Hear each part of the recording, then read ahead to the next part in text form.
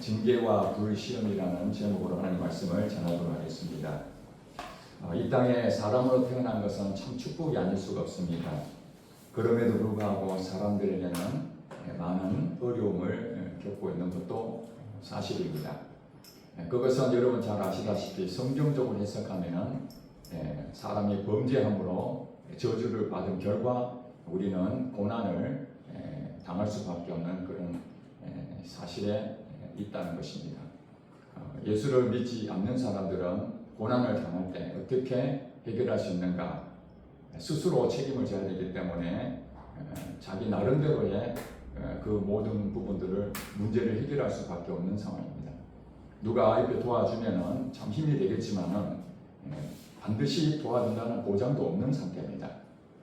그러나 우리 성도들은 고난을 역시 똑같이 당하는데 우리 성도들은 그 고난에 대해서 어떻게 해결할 수 있는가 하는 것이 오늘 하나님께서 우리에게 주시는 교훈이 아닌가 생각이 듭니다. 하나님께서 우리에게 고난을 주시는데 그 고난은 사실은 하나님이 우리에게 보내시는 신호입니다. 신호인데 우리가 병에 걸리면은 그 병이 걸린 줄 어떻게 알죠?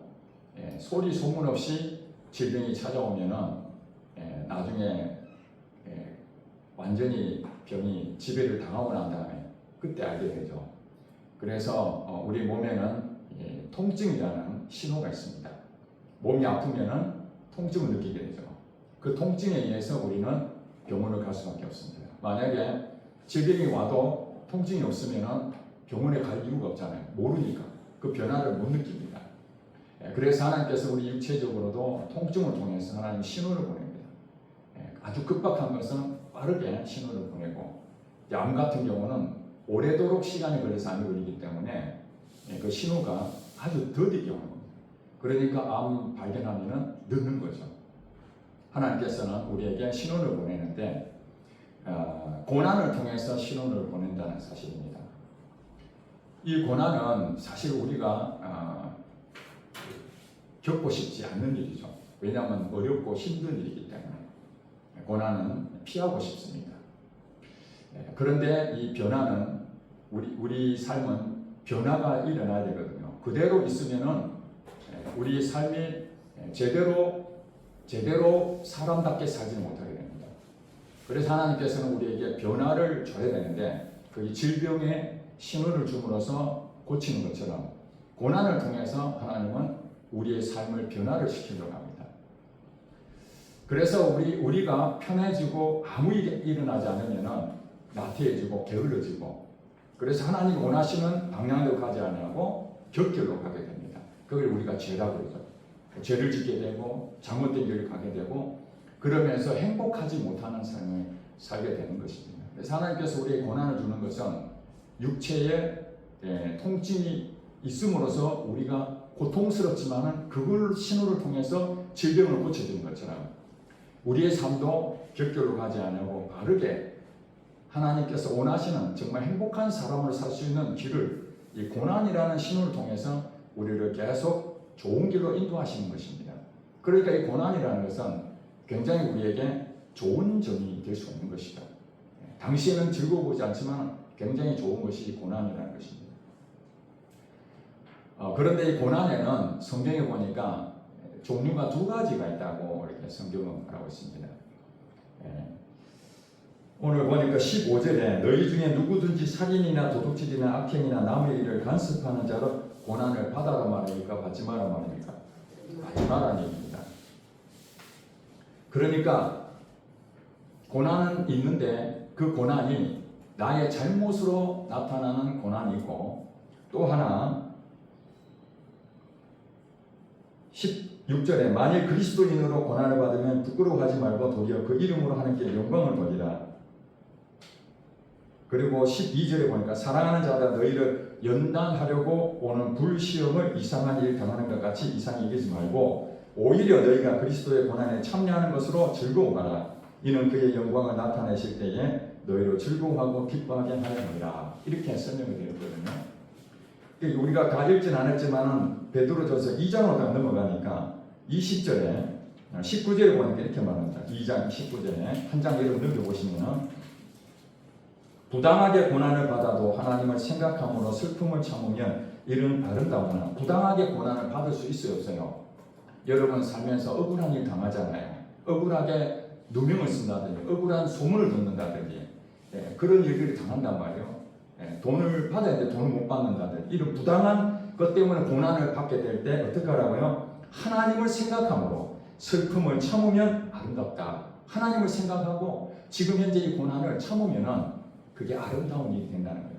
여러분 가운데 억울한 일 당하고 정말 내가 잘못한 것도 없는데 어떤 피해를 당했다든지 그 일로 겪는 고난은 참아라는 거예요.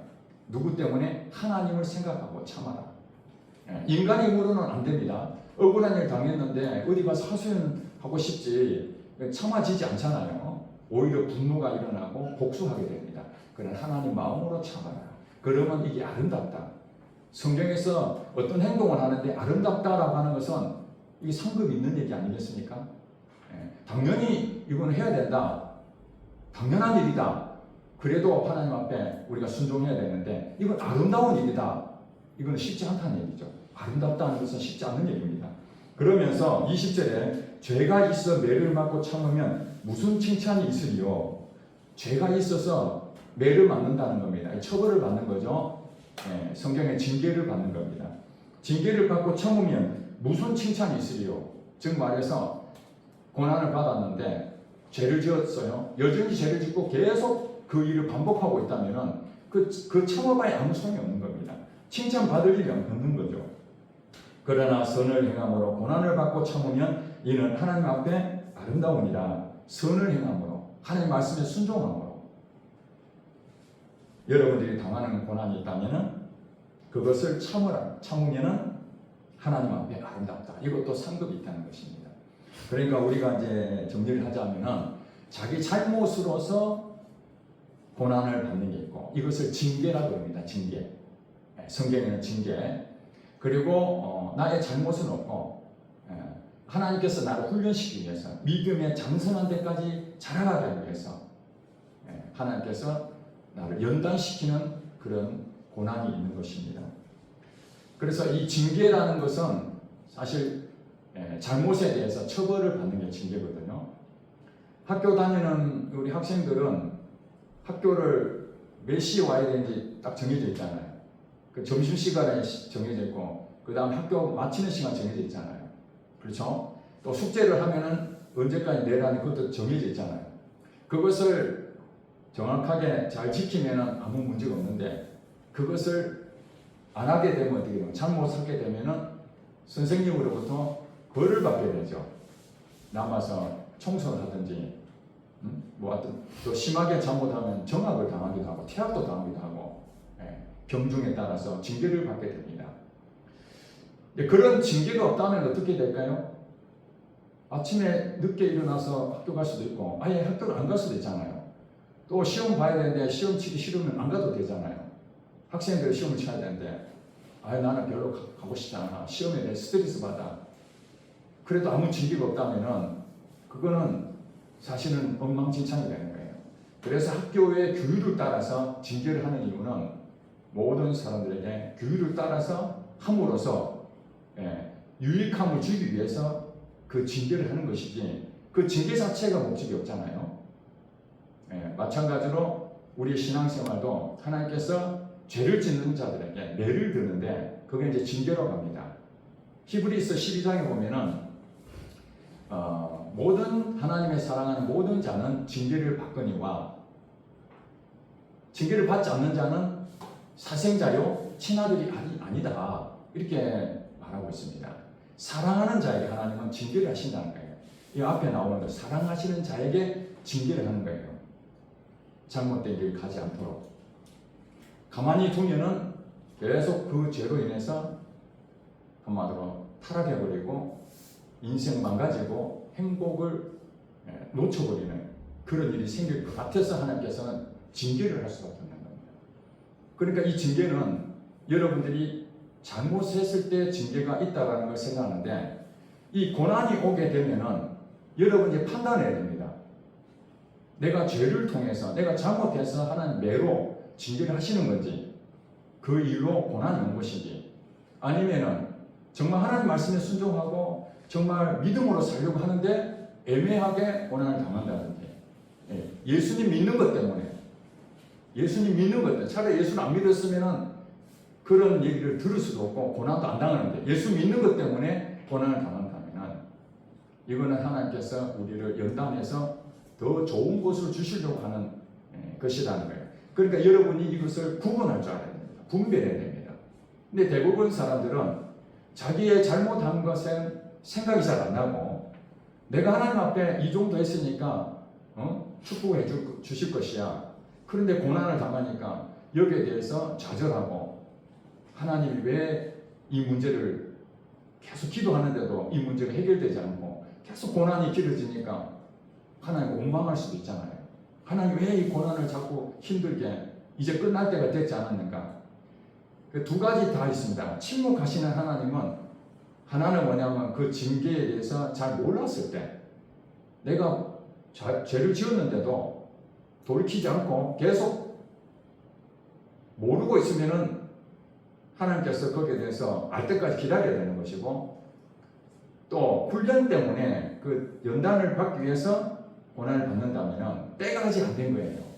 하나님이 원하시는 그 빚어가야 되는데 여기서 보니까 연단하려고 하는 불시험, 이 불시험이라는 것은 여러분 아시다시피 불로서 연단한다는 거거든요. 불로서 도자기나 이런 것들을 굽을 때에 그냥 우리가 일반적으로 하는 이 100도씩 이런 게 아니고 700도, 1300도 이런 아주 고온의 달구입니다. 쇠도 마찬가지로 대장간에 가면 이제 대장장이가 쇠를 굽잖아요. 원하는 걸로 다 만들어 두들겨서 만드는데 연단하는 거거든요. 쇠를 연단하는 겁니다. 이게 불로서 연단하는 것처럼 우리가 그렇게 불로서 연단하는 것처럼 그렇게 한다는 거예요. 이 불이라는 것은 정결하게 한다. 그리고 내가 원하는 대로 방향을 딱 맞추는 거죠. 이렇게 두들겨 가지고 작품이 나오는 거죠. 우리가 하나님을 믿지만은 하나님이 원하시는 작품으로 만들어 놨는데 이게 조금 이렇게 변질되어 있는 거예요. 우리 가지고 있는 죄성이 있다 보니까 욕심도 있고 교만한 마음도 있고 아직도 다듬어지지 않는 더러운 옷도 입고 이렇게 있단 말이에요. 하나님께서 이 옷을 하나씩 벗겨서 그리스도의 옷으로 딱 입혀주려고 하는 거죠. 그래서 정결하고 깨끗하고 흠이 없고 거룩한 모습으로 그렇게 살기를 하나님께서 바라고 계시는데 우리의 그 추악하고 더러운 모습으로는 하나님의 의를 드러낼 수 없거든요. 그래서 할 수 없이 불시험으로 연단하는 겁니다. 저는 그런 고문을 당해보지 않았습니다만 그 신사참배하는 거라든지 과거에 고문 도구로서 인도로 이렇게 찢은 그 살까지 하는 걸 여러분 보셨죠? 당해보지 않으니까 얼마나 힘든지 모르시죠? 네. 저는 보기만 해도 정말 끔찍한 거예요. 그걸로 그냥 지지는데 그만큼 시험이라는 것은 힘든 거예요. 견디기 어려울 정도로 힘든 거예요. 불시험이라는 거예요. 그런데 이 불시험이 오는 것에 대해서 지금 뭐라고 성경은 말합니까? 이상하게 생각하라는 거예요. 이상하게 생각하지 말라는 거예요. 이상하게 생각하지 말라는 거예요. 오히려 너희가 그리스도의 고난에 참여하는 것으로 뭐 하라는 겁니까? 즐거워하라. 이는 그의 영광을 나타나실 때에 너희로 즐거워하고 기뻐하게 하려 하십니다. 예, 그렇습니다. 여러분들이 정말 때로는 지금 너무 힘들어가지고 가죽이 다 벗겨질 만큼 큰 고통 속에 있지만은 이것이 왜 나만 겪는 고난이냐고 그렇게 생각하지 마시고 하나님이 나를 통해서 영광을 받으시려고 내게 이 불시험을 주셨구나. 내가 이것을 견딤으로써 바로 예수 그리스도가 영광을 받으신다. 그 생각할 때에 참을 수가 있는 것이죠. 만약에 과거에 고문을 당했던 분들이 거짓 자백 강요하잖아요. 자기가 거짓으로 자기 살려고 자백하는 순간 그 불었던 모든 사람은 다 죽게 되는 거예요. 너를 통해서 어떤 사람이 공모를 했다. 불어라. 그런 사실이 없는데 자기 살려고 그랬습니다. 거짓말하는 거죠. 그래서 감옥에 다 잡혀 들어간 사람 얼마나 많습니까? 그래도 끝까지 자기 명예를 지키기 위해서 그런 사실이 없다. 내가 죽으면 죽었지 절대 그것을 발설하지 않겠다. 그런 사람이 나중에 어떻습니까? 영광의 자리에 서 있잖아요. 네. 배신하고 그냥 자기 살려고 불었던 사람들은 역사에 아무것도 흔적이 없는데 끝까지 견뎠던 사람은 자료에 의하면 그 사람 참 위대한 사람으로 평가를 받잖아요. 이 세상에도 그런데 하물며 하나님 나라, 영원한 나라에 소유하는 우리에게 하나님께서 즐거워하고 기뻐하는 자리에 우리를 참여시킨다는 이 고난이야말로 우리는 감사하게 생각해야 되는 것이죠. 그래서 우리가 이 두 가지 부분을 잘 생각해야 됩니다. 징계를 받았을 때는 여러분이 생각했을 때 어느 것인지 판단이 안 설 때는 먼저 내가 혹시 죄를 지어서 이런 징계를 받는 거 아닌가 고난에 대해서 먼저 1순위로 그 생각을 해보는 게 좋겠죠. 분별이 잘 안 될 경우에는 그러면 징계를 받았을 때 하나님 원하시는 것이 무엇이 있습니까? 그 죄를 깨달아는 것이다. 깨달아라. 내가 무슨 죄를 지었는지 깨달아라는 거예요. 그러면 기도를 해야 돼요. 하나님, 내가 지금 이런 고난을 받게 되는데 어려움이 왔는데 하나님 이것이 무엇입니까? 내가 잘못한 것이 혹시 있습니까? 알게 해주세요. 그렇게 간절한 마음으로 기도하면은 하나님은 사랑하시기 때문에 그 징계를 주신 목적이 있잖아요. 깨닫고 회개하고 돌아오라는 거거든요. 회개하고 돌아오라. 그런데 하나님께서 가만히 있나? 아니죠. 우리가 뭣도 모르고 그냥 고난이 와도 그냥 지나가는 한 일이겠지 이러고 그냥 가만히 있으니까 그러지. 하나님 앞에 간절한 마음으로 기도하면 여러분의 죄가 무엇인지 명명백백하게 가르쳐줄 것입니다. 간증자들 많이 들어봤는데요. 하나님 만났을 때에 필름처럼 자기 지나간 과거를 순식간에 탁 보여주는 거 보고 거기서 바로 꼬꾸라져서 회개했다고 그렇게 말을 하는 사람이 많습니다. 하나님께서는 그 죄를 철저히 회개하게끔 하려고 징계를 주셨기 때문에 여러분이 그 죄에 대해서 깨달아지면은 회개를 해야 됩니다. 회개. 근데 여러분들이 잘 아셔야 되는 회개라는 것은 내가 잘못했습니다. 이러고 끝나는 게 회개가 아닙니다. 회개는 가던 길을 다시 돌아오는 거예요. 그러니까 잘못된 길로 가는 것을 다시 주님 앞으로 돌아왔다는 얘기는 다시 반복된 길을 가지 않는다는 거예요. 그 길로 가지 않는 거예요. 그게 철저하게 회개하는 거예요. 그래서 회개에 합당한 열매를 맺어야 되는 겁니다. 내가 회개를 했는데 다시 또 죄를 지었어요. 주님, 내가 이런 부분에 잘못했습니다. 정말 이렇게 된 것 때문에 내가 징계를 받았는데 주님 마음이 얼마나 아프셨습니까? 내가 잘못했습니다. 그렇게 철저하게 회개했는데 다시 내일 해가지고 그걸 한다? 그런 경우는 전혀 없는 게 아니고 많이 있습니다. 어떤 사람들일까요? 중독이 된 사람들. 마약에 중독된 사람들. 제가 책을 한번 빌려서 읽고 있는데 마약 중독자였습니다. 지금은 이제 목사가 돼서 마약 중독된 사람을 위해서 선교하는 그 일을 하는데 본인이 마약 중독이 되어가지고 예수를 믿었습니다. 예배 참여합니다. 집에 가자마자 마약하고 평일날 예배 안 드렸을 때 마약하고 주일날 와서 예배 드리고 그렇게 사는데 너무 힘들었어. 이 마약은 지옥에 가는 길이거든요. 그 마약을 끊으려고요.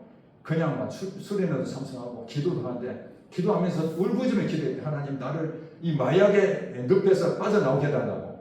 그렇게 기도하고 돌아서서 마약을 하고 있는 자기 자신을 봤다는 거예요. 그래서 우리가 함부로 기도했으니까 이제 돌아서면 회개했으니까 이제는 괜찮겠지 이렇게 생각하는 것이 아니라 내가 기도했는데 그것이 또다시 반복이 되면은 무슨 얘기는 완벽하게 끝나지 않았다는 거죠. 그렇죠? 다시 그 붙잡고 해야 됩니다. 하나님, 내가 회개했다고 했는데 다시 똑같은 죄를 또 범하고 있습니다. 주님, 나를 불쌍히 해주세요. 내 힘으로는 이걸 끊을 수가 없습니다. 그걸 인정하고 간절한 마음으로 기도하면 하나님께서 그것을 고쳐주십니다. 좀 전에 말씀드린 그분도 지금 목사가 돼서 마약을 다 끊어줬고 지금 마약 퇴치 운동에 앞장서서 일하고 있다는 얘기는 지금 마약 한다는 겁니까? 안 한다는 겁니까? 안 한다는 거죠. 자기 아내를 통해서 자기 그 온 교우들이 합심해서 그 집사님이시니까 그 집사님을 위해서 마약을 끊겨달라고 카메라만 기도했는데 그 고통을 여러 번 넘어지고 실패하고 그런 과정에서 결국에는 그것이 다 끊어지는 그런 일을 가지고 오게 된 것이거든요. 시간 싸움입니다. 시간 싸움. 단번에 끊어질 수 있습니다. 그 회개로 완전히 끊어졌기 때문에 그 고난은 멈출 것입니다. 그런데 그것이 또 넘어지면 계속 일어날 때까지 하나님 기다리십니다. 그러니까 우리가 구약 성경도 보니까 사사기에 여러분 보면은 이스라엘 백성들이 죄를 범하잖아요. 죄를 범하니까 어떻게 됩니까? 하나님께서 징계를 내리죠. 이방에 있는 나라를 통해서 이스라엘이 공격을 당하니까 너무 힘든 거예요. 그걸 힘들고 나니까 어떻게 됩니까? 아이고 우리가 죄를 지었구나. 하나님 우리를 불쌍히 해주세요. 우리를 도와주세요. 그러니까 하나님께서 구원자를 사사를 통해서 다시 회복시켜 주십니다. 이게 이제 반복된 게 사사기거든요. 그 구약 성경에 있는 것이 오늘 여러분들이 사사기를 안 읽어본 사람이 없잖아요. 대부분 다 읽어보셨는데 그게 자기 자신이라는 걸 모르는 거예요. 여러분 한 번 회개했다고 끝나는 것이 아니에요. 또 다른 죄를 범하게 악한 영들이 계속 여러분 수시탐탐 노리고 있는 것입니다. 그러니까 여러분들 어떻게 해야 됩니까? 고난을 계속 당하기를 원한다면 계속 죄를 지어도 됩니다. 근데 성경에 보니까 칭찬이 없대요. 죄를 짓고 징계를 받는데 이 일로 계속 어려움을 당하는 사람들은 빨리 회개하고 그 징계가 멈춰지고 고난에서 피해 나와야 되는 것이 그게 감사할 일인데 물론 하나님께서 사랑하시기 때문에 그 잘못된 일 가지 말라고 징계를 하시는 것이지만 굳이 징계를 받아서 고난을 받을 필요는 없지 않습니까? 그럼 어떤 고난을 받아야 되는가? 정말 믿음으로 살려고 하는데 하나님 말씀으로 살려고 하는데 하나님만 섬기고 원하는데 내 가지고 있는 부분이 하나님을 드러낼 만한 그런 연약함이 너무 많이 있잖아요. 영적 능력이 없잖아요. 믿음이 부족하잖아요. 그걸 하나님 다 아십니다. 그래서 여러분들이 하나님 내가 믿음 있는 자가 되게 달라고 그렇게 기도하면은 여러분에게 무엇이 올까요? 여기 있다 믿음 타고 탁 던져주는 것이 아니라 불신이 온다는 거예요. 불신이. 믿음을 주세요. 그렇게 기도하면은 하나님께서 여기 있다 하고 불시험을 탁 던져줍니다. 이것을 여러분들이 이상하다. 믿음을 안 주고 불시험을 하네. 그래 원망할 것이 아니라 드디어 올 것이 없구나. 시험 준비를 잘하는 사람은요. 시험을 기대합니다. 준비를 하나도 안 한 사람이 시험 치는 게 두려워하죠. 그렇지 않습니까? 공부를 많이 안 해보셨는 것 같은데 정말 모든 것을 다 암기하고 다 준비를 이 이상 더 이상 준비할 거 없다. 그러면 빨리 시험 치고 싶다. 도대체 어떤 문제가 나올까? 기대하지 않습니까? 마찬가지로 고난에 대해서 두려워하고 정말 이리 피하고 저리 피하면은 고난이 오면은 죽을 맛이 될 것입니다. 그러나 내가 하나님이라면은 죽으면 죽으리라. 내가 살아도 주를 위해 살고 죽어도 주를 위해서 죽겠다. 그런 마음을 딱 갖게 되면은 세상에 두렵지 않다는 거예요. 여러분 손양호 목사님 아시죠? 여수 예양원 목회자였던 손양호 목사님.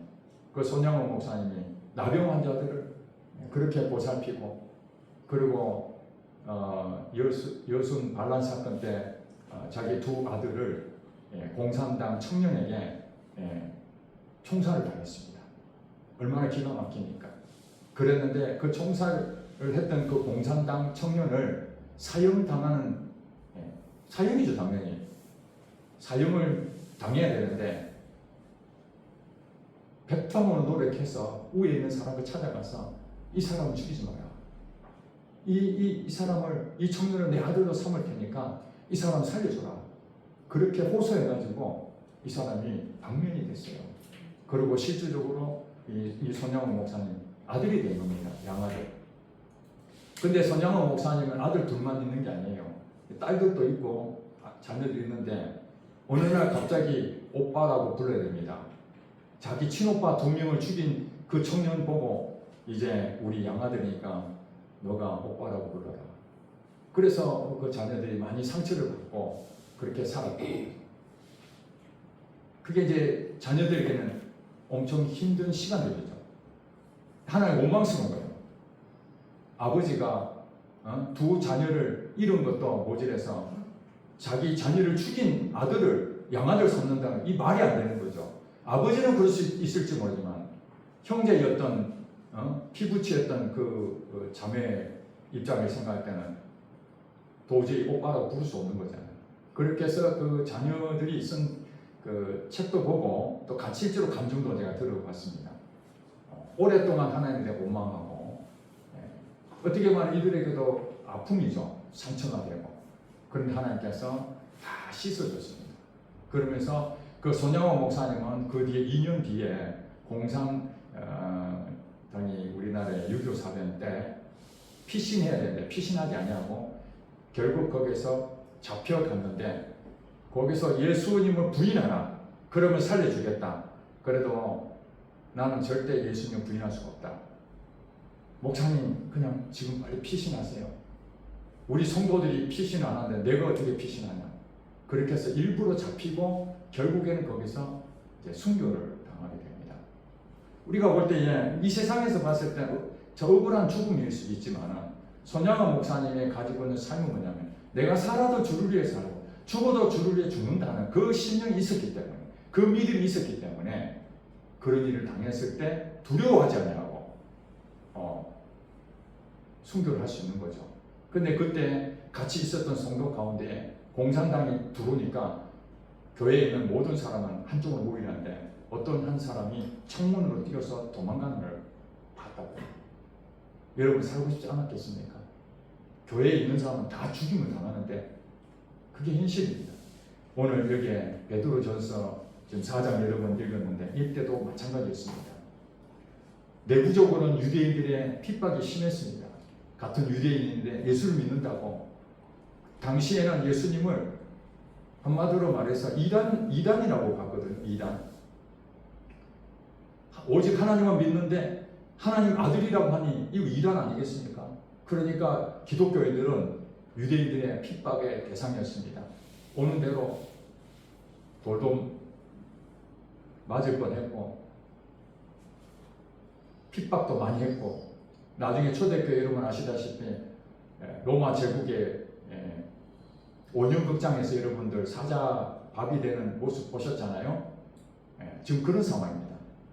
예수를 믿는다는 것 때문에 감옥에 들어가고 죽음을 앞두고 있는 그런 사람들 얼마나 두렵겠습니까? 저도 두려운데 여러분 안 두렵겠습니까? 지금 이렇게 편안하게 예배 드리는 것이 여러분들 너무 자유롭게 예배 드리지만 그때 그 당시에는 이렇게 자유롭게 예배 드릴 수 있는 그 상황이 아니었습니다. 죽느냐 사느냐였습니다.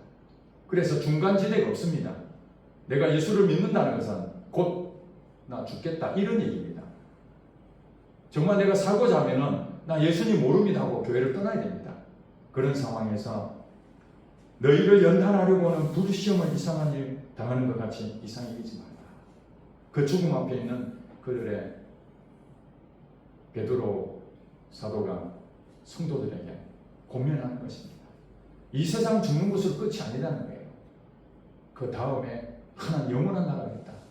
그 영광에 참여할 수 있는 기회다. 기쁘게 여겨라. 근데 여기서 만약에 이런 어려움을 당하지 않고 초대교회가 편안하게 신앙생활을 했다면 오늘 2000년 동안 기독교는 존재하지 않았을 것입니다. 역사적으로 볼 때 300년 동안이나 초대교회는 이런 일들을 당했습니다. 그게 무엇입니까? 믿음의 견고한 회색지대가 없고 중간지대가 없고 예수를 믿는다는 것은 소수의 사람들이지만 죽으면 죽으리라 그 각오로 믿었기 때문에 그들은 눈에 보이는 현실을 보는 것이 아니라 각종 어려운 일들이 다가오지만은 오직 하나님만 믿는 겁니다. 오직 하나님만. 그래서 여러분들에게 하나님이 이렇게 불시험이나 때로는 징계를 주는 것은 오직 하나님만 바라보라는 거예요. 오직 하나님만. 여러분 믿음이 현실에 자꾸 이렇게 마음을 빼앗기거든요. 몸이 아프면 거기에 걱정이 되고 돈이 없으면 그게 걱정이 되고 자녀 문제에서 그게 걱정이 되고 또 가정의 어떤 문제에서 그게 걱정이 되고 진로 문제 걱정이 다 많잖아요. 한도 끝도 없이 걱정이 생깁니다. 내가 결혼해가지고 이혼 안 하고 끝까지 잘 살 수 있겠는가? 요즘 보니까 이혼하는 것이 대세인데 내가 끝까지 살 수 있겠는가? 그런 생각 청년들 안 갖겠습니까? 염려, 근심이 끊임없이 찾아옵니다. 믿음이 없으면 이 현실 속에서 우리는 계속 염려, 불안하고 행복하지 못하는 불행한 삶을 살 수밖에 없거든요. 그래서 하나님께서는 우리에게 이 고난을 줌으로써 우리가 변화가 되거든요. 생각이 변화되고 내 마음이 변화가 됩니다. 단단해집니다. 그렇지, 하나님이 살아계시지. 그렇지, 나의 진로 문제도 하나님께 해결해 주셨지. 그렇지, 하나님께서 내 질병도 해결해 주셨지. 내가 겪지 못한 것은 또 다른 성도를 통해서 하나님께서 그렇게 역사하셨지. 그걸 통해서 우리는 하나님밖에 없다. 그래서 하나님 앞에 섰더니 하나님께서 그 문제의 모든 것들을 해결해 주시는 하나님이심을 경험하게 되는 것입니다. 그러므로 오늘 이 시간에 우리가 생각해야 될 것은 여러분들이 죄를 짓는다든지 또 여러분들이 몸을 관리를 잘 못하게 되면 여러분 과로하면 어떻게 될까요? 건강해집니까? 과로하면 쓰러지게 됩니다. 이것이 신문대로 거두는 법칙입니다. 하나님이 살아계시니까 내가 과로해도 하나님 나를 능히 질병에서 고쳐줄 것이야. 그러면서 과로를 계속해 보세요. 천국 가 있을 것입니다. 미리 이 땅에서는 모든 사명이 다 끝나고 바로 부름당해요. 그러니까 우리가 어떻게 됩니까? 그런 것으로 칭찬받을 게 하나도 없으니 내가 몸이 아프면 둘 중에 하나죠.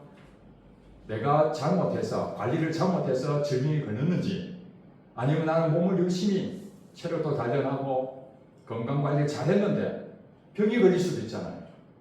그렇죠? 그래서 그걸 놓고 하나님 앞에 기도를 합니다. 하나님 이 병을 고쳐주시옵소서. 그러면은 하나님께서 이게 내 몸을 관리를 잘못해서 왔는지 아니면 내가 관리를 잘했지만은 하나님 내게 주시려고 하는 불시험처럼 하나의 고난인 것인지 그것을 명확하게 알 수가 있죠.